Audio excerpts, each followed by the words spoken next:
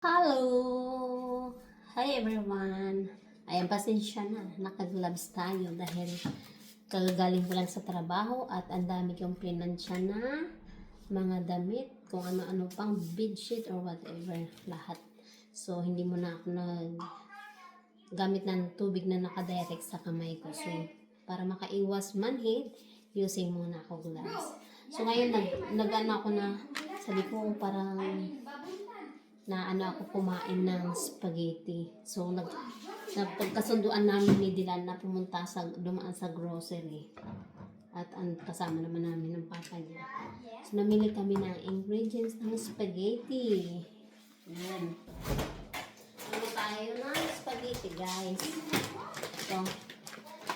Ito yung pinili kong number 5.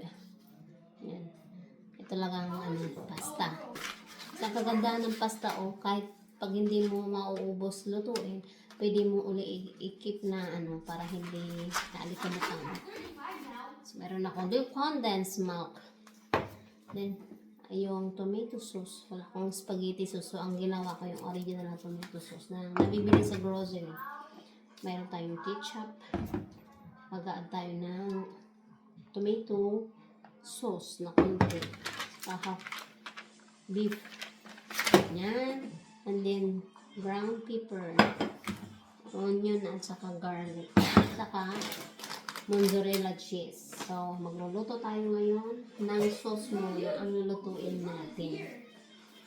Madali lang to. Isutin mo lang lahat ng ingredients. Start mo sa bawang, sibuyas.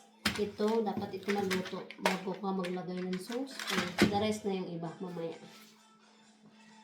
Bilis lang mag-open ng mga ganito para hindi ka mahirapan. Pukin mo na lang ng ganyan. Yan. Ganyan lang. Bilis. Di ba? Ang bilis mag-open. Guys, masarap tong hotdog na to. Chicken hotdog. Galing sa Germany to. Doon binili ng mister ko. So, maglalagay tayo nito sa spaghetti. Yan. Tat natin. Masarap tapapakin.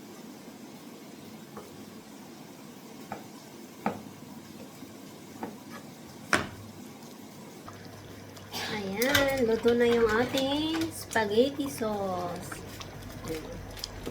Kulong-kulo na siya.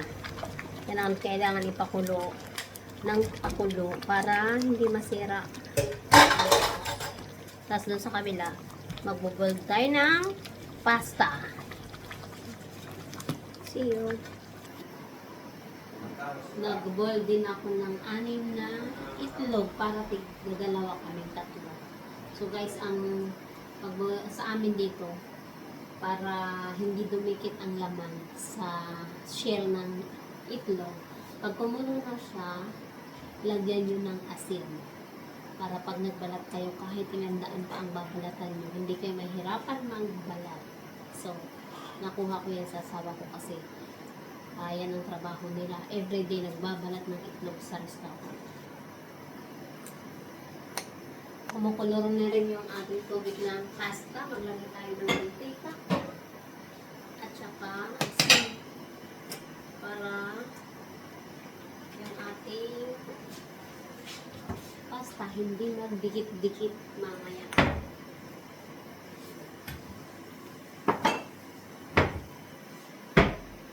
And then maglalagay na tayo ng ating pasta.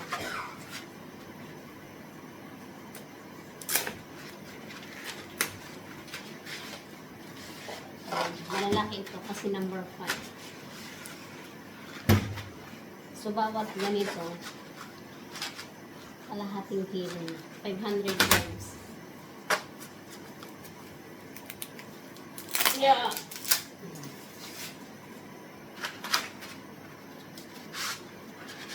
So, nagdidamihan natin kasi hindi naman ito masisira kahit bukas, almusal, lagay lang sa or magbigay tayo sa kapitbahay, diba? May kapitbahay kami din sa taas. Mag-share tayo sa kanila. Kahit ako hanggang bukas ko ito kainin, okay lang. Dahil paborito ko ang spaghetti. Depende sa luto ha. Kasi ayoko yung spaghetti na dikit-dikit.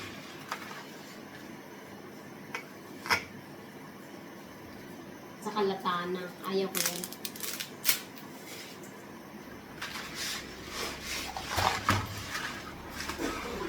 Masarap magluto pag may luluto. Kayo ba? Anong paborito niyong luto?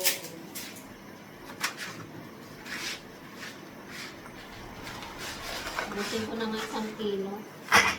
Magbibigay tayo sa kapitbahay. Para mag-almusal si Dilan. Tanghalian ko. Di ba?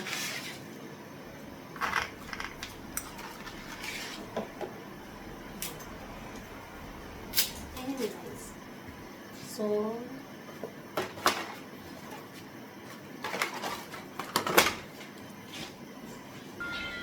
yan. Kumulang na yung aking itlog. Lagyan na natin yung isa.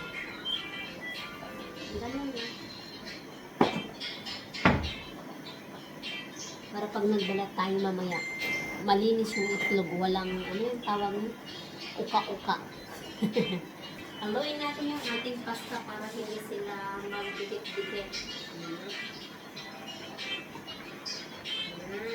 Lapit na. Malapit ng pakain ang mga person. Hapunan na natin to.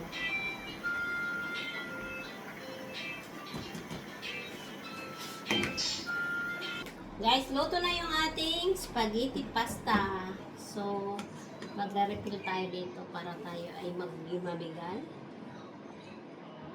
Share na lang tayo ha. Mainit-init pa yung pasta. Masarap kumain pag mainit pa.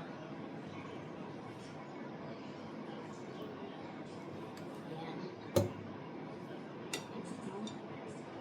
Tapos, lagyan na natin ng sauce. Oh.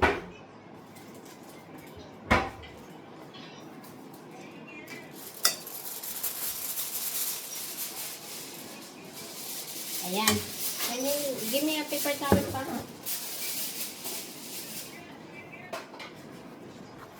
May konti. Ayan. Sila na ang maghalo. Ayan. Here we go! Spaghetti! Thank you for watching guys.